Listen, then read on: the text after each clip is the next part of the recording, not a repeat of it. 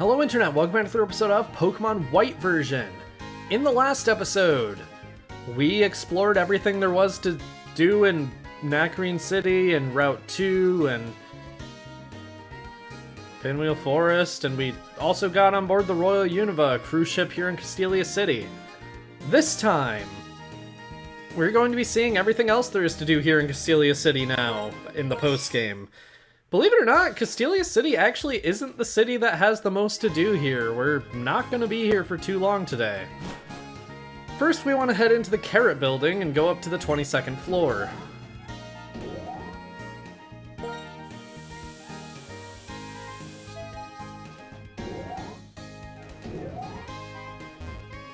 Can talk to Green Shirt.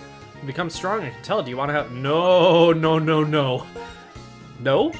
I've been raising Pokemon thinking about their abilities and just the right combination of held items. What a pity. Yeah. I haven't. I'm Snorlax. No, I'm the planner. I don't mean to butt in, but the leftovers item is important, isn't it? Okay, well, we don't have that yet. I can tell you to take the sound seriously, so here's a treat for you. I do take the sound seriously. What do you think about this dramatic sound?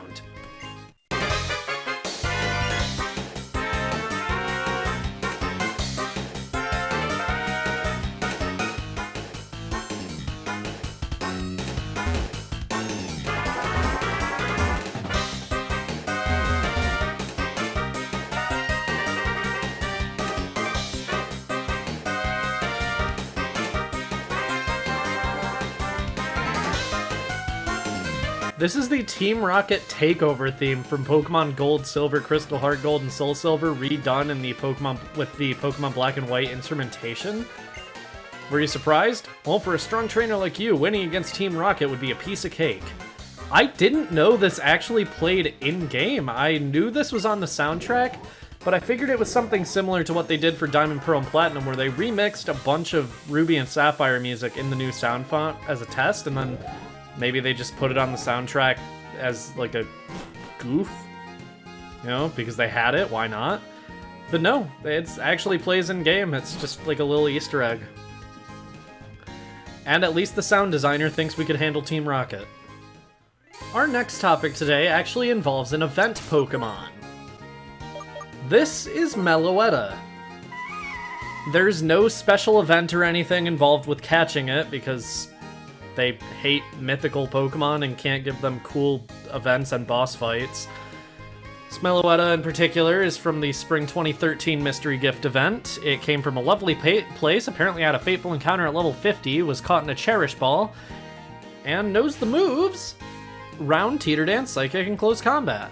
We'll talk about what this can do in a little bit, but I also do want to preface that Meloetta is my favorite mythical Pokemon, both in terms of usage, because I think it has some pretty cool usage, and design. I think it's adorable.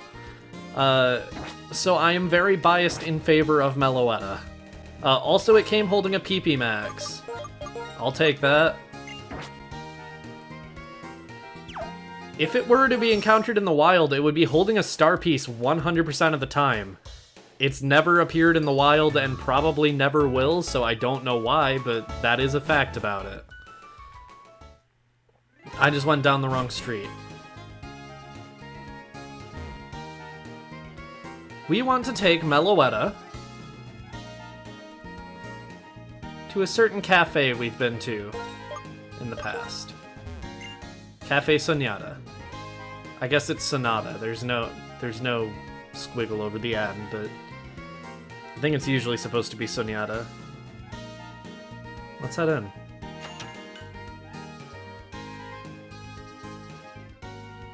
The scent you brought me reminded me of a long-ago melody from the fringes of my sepia-tone memories. It was a song my mother loved. It makes me feel so nostalgic. Would you like to hear the melody?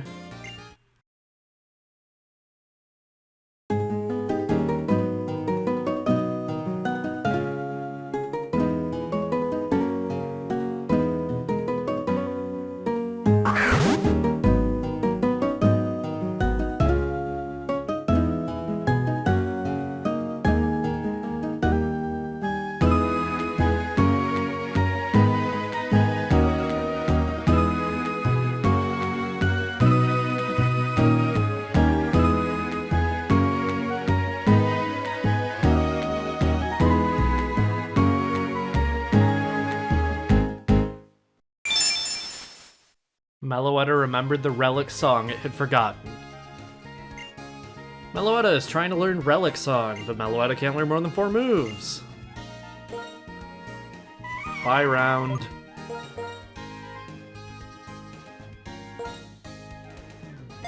Meloetta forgot how to use round, and Meloetta learned Relic song.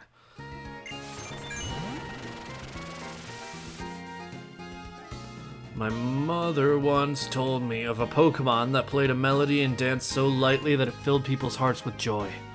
Then sorrow darkened the entire world, and the Pokémon lost the melody. Also at that time, some red shoes were lost somewhere. When you came through the door, I remembered the melody, and the Pokémon that had forgotten how to dance began to step lightly once more. You are the inspiration. You're a mysterious child.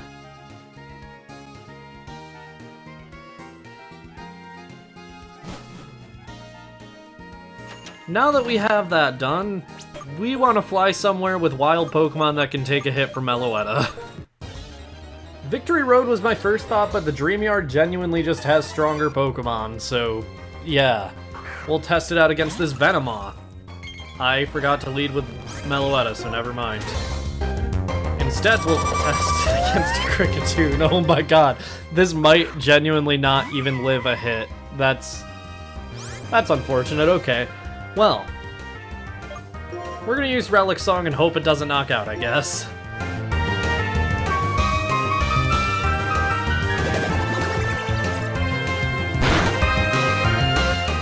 Okay, it didn't. That's good. Meloetta has transformed. Meloetta is my personal favorite mythical Pokemon. It's just so adorable. That's my entire reason, to be honest, but I'm not wrong. Its added normal type complements the psychic type well. It learns Calm Mind and is a great special wall. It also gets Relic Song, a 75 power special normal move with a high chance of putting the opponent to sleep. This also transforms it into its Pirouette form.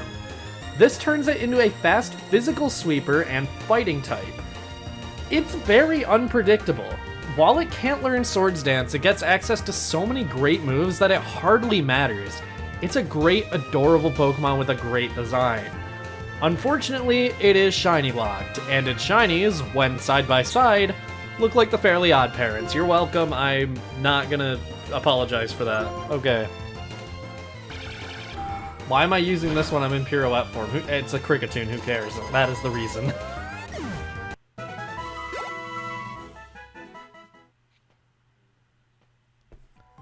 If Meloetta was just a little bit earlier in the adventure, I genuinely might have considered using it on the team. It's just such a fun Pokemon, and I love its mechanics. I love that both of its forms are viable. It's one of the only Pokemon that does that type of form change well. Like, we've seen Darmanitan doing the same basic idea, but it does it so poorly that it's just not worth, like, using it with its hidden ability as a result. With Meloetta, there's no bad way of using it realistically, and I love that fact. We're gonna put Meloetta in the box, though. Also, it's worth noting that Serene Grace as an ability actually makes it so Relic Song puts the opponent to sleep more often. Yeah, it's a great move. And you know, this has been a long time coming. I think we're going to finally be retiring Ducklet. Zekrom can learn Fly, and honestly isn't a terrible user of it. We are only going to be playing in single player with Zekrom. Zekrom is banned from most competitive facilities anyway, and, like, I don't know, while Fly is inaccurate, it's not a bad move, and I kind of like it for avoiding moves like Earthquake. I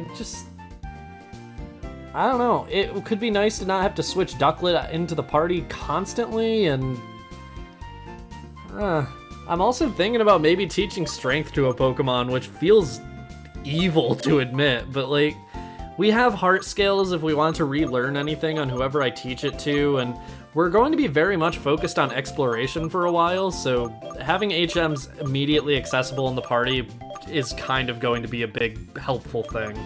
Unfortunately, I think Eugene is still going to be our best Strength user just because of Cut, because there is going to be some usage for Cut in the future.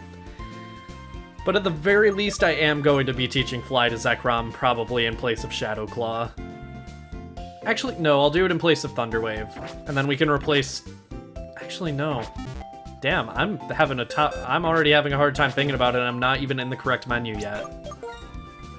I think I'm gonna get rid of Shadow Claw. Shadow Claw is good for type coverage, but it doesn't really cover any weaknesses for Zekrom, and, I mean, not that Fly does, but, I mean, we're basically just replacing Shadow Claw for a more powerful move that's slightly less accurate, that would have pretty much the same usage on the moveset as Shadow Claw. I originally gave Zekrom Shadow Claw just to deal with Ghetsis' Cofagrigus anyway, and it failed to do that, so... Well, it didn't fail to do that. It did do that on the second attempt, but... You know... It's not a move that we really need to have on Zekrom. Thank you for transforming into a bird for me, Zekrom. There is one last thing to do here in Castelia City. And it's on Gym Street. Still cannot believe that is the actual name of this street. I thought my street that I live on in real life had a stupid name. No, come on! Step on the switch and what happens? Moi! Okay, Moi, I forgot you were there.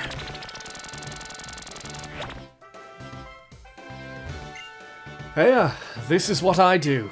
I keep raising Pokémon by drawing pictures inspired by the Pokémon I raise. It's what I love to do. My life hums with energy. What could be better? I don't know, like... donating to charities? You're a gym leader, you're probably rich. Your gym is like an art gallery. There is an art gallery with paintings in the city. With that, we have seen everything there is to see in Castelia City on the revisit. Yeah. It was barely even 2 episodes. It was more like 1 episode because we spent half of last episode and half of this episode here. I don't know. Castelia doesn't have a lot that changes throughout. There's a lot to go over on the first visit, but after that, I don't know. Obviously, there's more changes than there are in some cities because Castelia City is huge, but oh, not a lot to see. On to Route 4. We've already talked about the Pokemon that can appear here, so I think we did that in the last episode while we were going over the Royal Unova, so if you want to hear me talk about them, you can check the last episode. We are actually heading for the Desert Resort this time.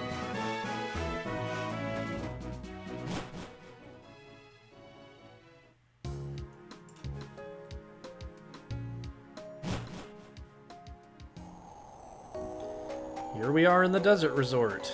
I've never understood the name of this place. Why is it called Desert Resort? What's so resort-like about this? I don't know. Maybe resort means something else that I'm not aware of, but as far as, like, this name confused me when I was a kid, and it confuses me now. There's no umbrellas out here. Although with the weather, maybe there should be. Hi, Mommy. Sorry, Mommy. Hi there, White. I heard about these Pokemon statues, and I came to look into their origins. I've learned that each of these Pokemon statues is actually a real Pokemon. It's called Darmanitan. It's sleeping, so it's become like a stone. Professor Juniper, I could have told you that. When I quickly measured how long they've existed, it was amazing. Around 2,500 years. Seems like they went to sleep that long ago. That means they've been here since before this place was in ruins when the Relic Castle was flourishing.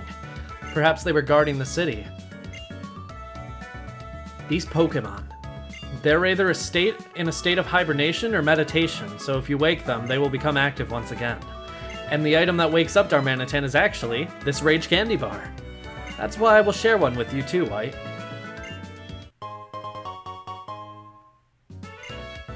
Well, I'm headed back to the Pokemon Research Lab. Be seeing you. What was Team Rocket doing trying to, like, launder money in, like, a casino and shit? They were making those Rage Candy Bars. They could have an army of, like, ancient Darmanitan. Anyway, we already got one of these. We'll come back and maybe catch one of these at the end of this episode. But for now, we want to go to the Relic Castle because there's new stuff to see here. Have I really not fought these psychics? Yikes. Your Sigilif just lost to a grass type. So strong, who are you? I'm, well, the character is white. I'm Winter, though. Hi. I want to switch Strawberry to the front. My team got a little bit mixed up in, like, getting Meloetta and Ducklet in and out of the party and everything. We want to head back to the very bottom of the Relic Castle, though, which means going through the entire... I really haven't fought either of them? Okay, actually, fighting this person is a good enough reason to start going over the new encounters here. Starting at the bottom floor of the Relic Castle, there are some new encounters, starting with Sandslash. Earthquake, Rock Slide, X-Scissor, Swords Dance. It's nothing special. It's fine, but Excadrill and Crocodile are both better Pokemon. Onix is a fast rock type with high defense, and it evolves through trade while holding a metal coat into a great steel ground type. It has fine stats, it's just not very good while it's an Onix. Though Onix is actually a good user of Dragon Tail if you, for some reason, are looking for a Pokemon to use specifically Dragon Tail. Claydol is relatively fast and bulky. It has a great typing and ability. It sets up pretty well and is a great user of Calm Mind and Screens. And it even uses Toxic really well. It's not the best offensively. Its final moveset is probably going to mostly be like Psychic, Earthquake, Ancient Power. You know, that's just not a particularly solid moveset. But again, it's fine. Like, that's just kind of what I'm saying for a lot of Pokemon here. It's fine. It gets entry hazards, at least Stealth Rock. I don't actually think it gets Spikes or Toxic Spikes, but it does get Stealth Rock. It's a pretty damn good user of Explosion, too. If you remember, you can get the TM for that in the Battle Subway for too much BP. Claydol's not bad at all. It's definitely a Pokemon I can recommend. If you run into one, maybe catch one if you're thinking of doing the Battle Subway at some point. Yeah, not bad. We're not quite to the bottom yet. I should spray a Repel, but I decided to risk it and get to the center here first. But I'm not gonna risk it again. God, I'm so spoiled by the game asking if you want to spray another Repel in modern Pokemon games. It's been doing that ever since the sequels to Black and White 2. Here we are, though. So if we head up these stairs, which we never got a chance to, this will just take you up to the exit, I'm pretty sure. I don't know, let's see. Yeah, so we can just go back upstairs from here. Presumably this is how we left with Charon when the screen faded to black. But if you come back down here in the postgame, this room will be open. It would not be if you came here before the postgame. Good dialogue, sir. Well, Team Plasma's here. You know what that means. There's also some really strong wild Pokemon in here. Okay, they're the same level as Strawberry. I thought they were gonna be like in their level 50s or 60s because they broke through the Repel. But no, it's just because Strawberry is the lowest leveled member of the team right now. Easily deal with that.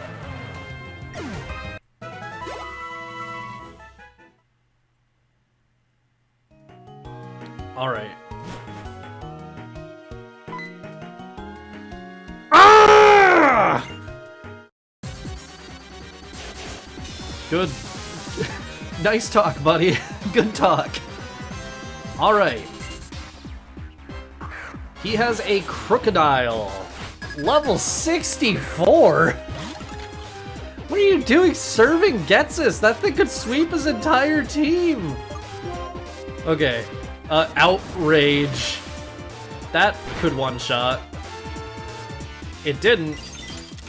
But setting up Hail here was not the best possible move. I think if I want to take advantage of Hail at all, I'm gonna have to Heal Stall. Which feels scummy, but it's a Team Plasma Grunt, so who cares?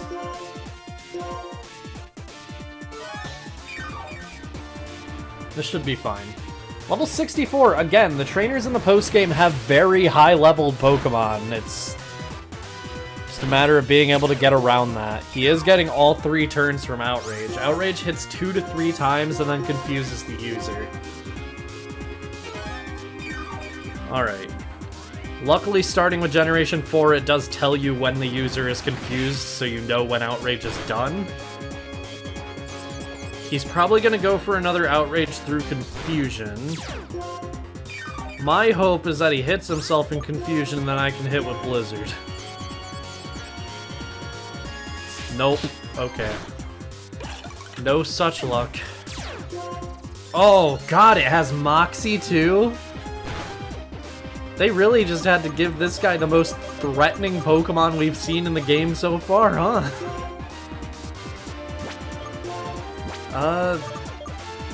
Shit. It's between George and Grasslisk. I think I'm gonna go for Grasslisk. Because it has that Moxie boost, I want to start setting up Coil immediately.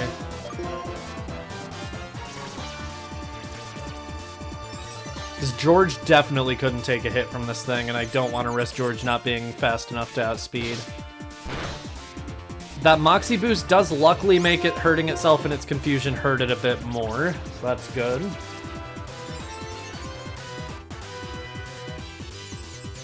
We're +2 attack, defense, and accuracy now. It is using my attack stat! I, for some reason, did not register the fact that it was using Foul Play. Okay. George good level 51. Plasma! I've fallen in the Relic Castle! Ryoku of the Seven Sages is looking for a Pokemon inside Relic Castle. I was his lookout so he wouldn't be interrupted. Stupid, stupid, stupid me! Plus weak, and did I mention stupid? It all adds up to nincompoop. That's a fun word. Alright, so we have a bit of a maze down here. Okay, Repel's effect still lingers. I'm gonna go ahead and heal up because... yeah, poor Strawberry. To be honest, Strawberry is not gonna be in the lead here. Strawberry is pretty bad for what we've got coming up. Alright. So we've got a bit of a maze here. I think the pillars kind of lead you in the right direction? I don't know. I'm searching for a very specific thing first before finding the actual correct way to go. Hopefully I will manage to find it. I know it's just to this side. Okay, yep, this is it. So we head up these stairs. As I said, this is not technically the correct way to go, but it's the way I want to go, because there's something... Trust me, going on this path is very worth your time, no matter what team you're using. Up these stairs and those stairs, and these stairs, and these stairs, and these stairs,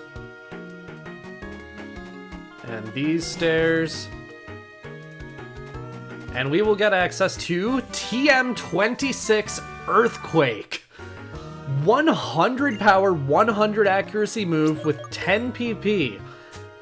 Yeah, it's worth checking if anyone on your team can learn that, even if you have an Excadrill that already knows it, or a Crocodile that already knows it, which is unlikely because Crocodile actually learns it at like level 54 or 56 or something, but yeah, no, it's worth checking if you have any Pokemon that can learn this move. It's that good that pretty much any Pokemon using it will get good use out of it. I was kind of hoping Zekrom would be able to learn it thanks to Terravolt, but unfortunately no such luck. Darunia can learn it, which is interesting. It doesn't have any added effect, but Darunia is such a powerhouse that just having a powerful attack on it in general is already pretty nice. And we haven't used Will-O-Wisp a single time since either the battle against Marshall and or Ghetsis. I think I'll get rid of Will-O-Wisp for Earthquake. You'd be surprised what Pokemon can learn this move. Again, it is worth checking if a member of your team can learn it other than a ground type. Now I'll cut back to when I'm done climbing down all these stairs. Alright. If I'm correct, I believe Relic Castle, the basement floors like this, are laid out in sort of a upside-down pyramid shape. So if we just keep going in a pattern like that, we should hopefully find the correct room. That's my working theory, at least. We should be getting close now. Through here. Yep, here we are.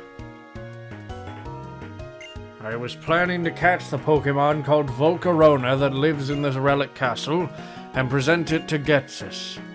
But the Shadow Triad said that Ghetsis has gone somewhere, right? The 7 Sages. We always said we were complete when the 7 of us were together. Now I don't know the meaning of those words anymore. I guess I don't mind even if we were being used, but the dream is over. I no longer need this. Ghetsis gave it to me, but I have no use for it. TMO4 Calm Mind.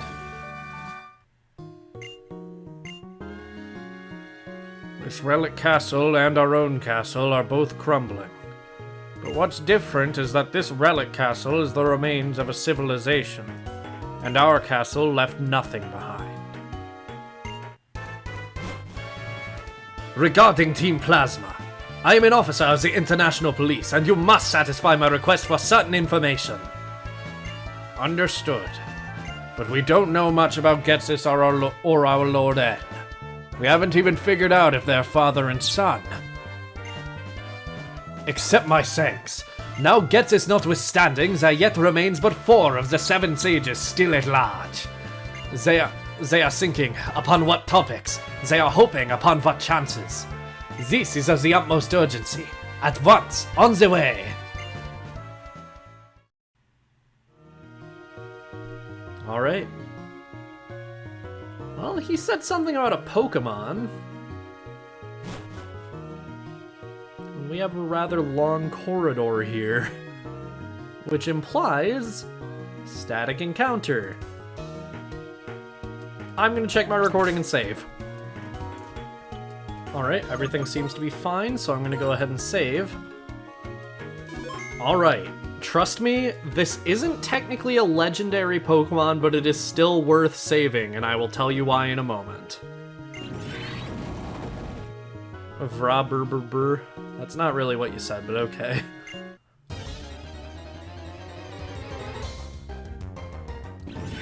Volcarona is overpowered. Ridiculous stats for sweeping, access to Quiver Dance, a great offensive typing, the fun ability of Flame Body, and the ability to easily sweep if given the chance to set up. It also gets Fiery Dance, a signature move with 80 power that has a 50% chance of increasing its own special attack. It doesn't learn it until level 100, but still. Damn!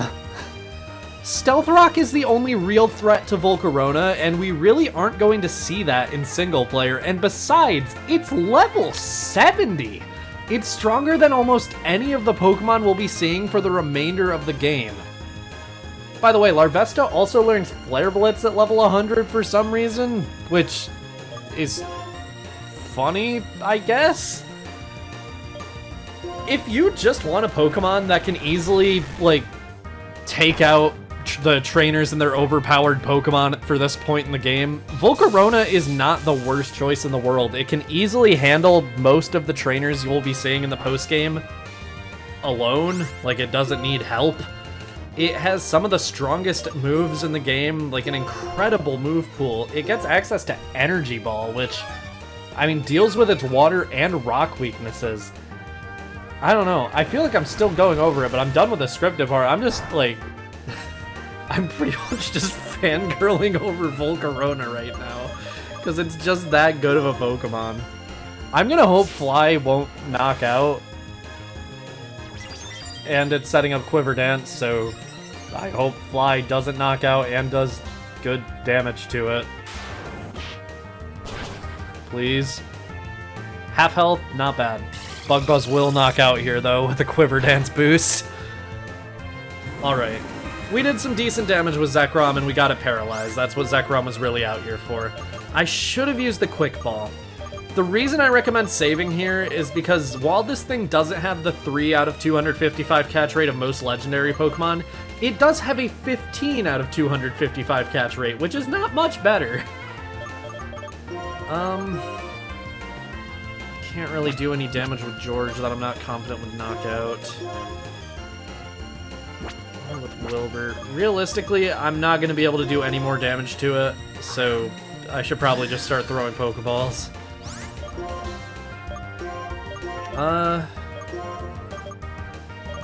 We only have 5 Dusk Balls. That's not great.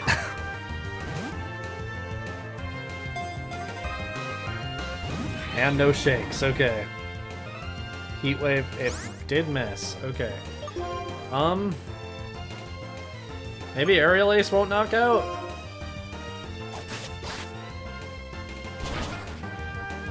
It won't, okay. Oh, but that has a chance of boosting all of its stats. Please don't get the boost. Okay, it didn't get the boost at least. Ugh. That was intimidating, okay. Yeah, as you can see, even just here in the wild encounter, its moveset is already phenomenal. Quiver Dance to increase special defense, special attack, and speed. Bug Buzz for good type coverage. Silver Wind, which has the ability of increasing all of its stats by, well, all of its main stats by 1. This thing is a threat, even now. I mean, it's level 70, so of course it's a threat because we're still in, like, our low level 50s, but, I mean, it's scary. Okay, what do you have, Darunia? Do I risk... I do not risk Superpower. There's no world where I risk Superpower here. 1, 2, 3. Okay, I'm not gonna complain. The fewer balls I have to use to catch you, the better.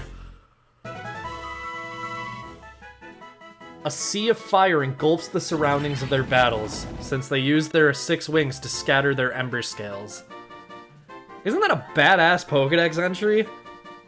And let me tell you, all of its Pokédex entries are badass. Here's its entry from Pokemon Black. When volcanic ash darkened the atmosphere, it is said that Volcarona's fire provided a replacement for the sun. That's fucking insane.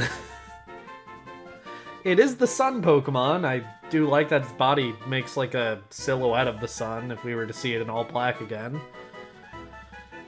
Alright.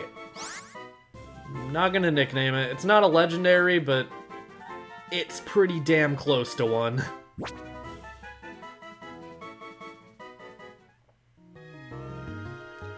that, that's everything there is to see here in the Relic Castle.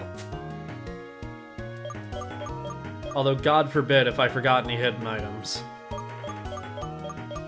Do I dare check? Do I stay? Do I dare?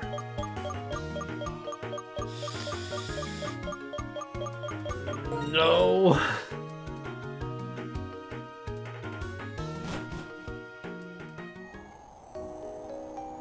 Alright.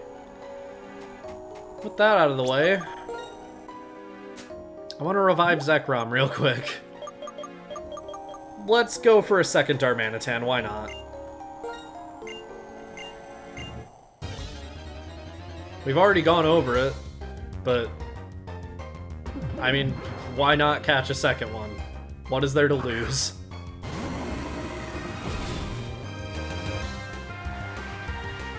There's a Sandstorm. But we can hit it through Zen mode, thank God. Throw a quick ball. Please work. It would be really funny if this worked. Not even a shake. Of course. And it's using Belly Drum to put itself right into Zen mode. Well, it's not gonna go into Zen mode from Belly Drum because it has a weird HP IV, but then the Sandstorm knocks it into Zen mode anyway. Sure. I'll Thunder Wave you then. Okay, that might do a lot thanks to the belly drum. Zenmo Darmanitan's attack stat is clearly laughable because that was with +6! Okay, well, I'm suddenly feeling much less intimidated. Repeat ball. That worked well last time.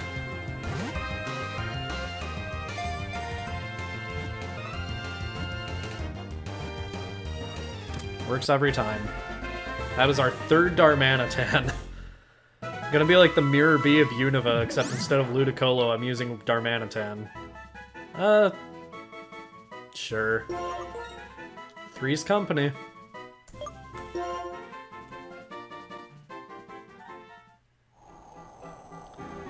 Alright, with that,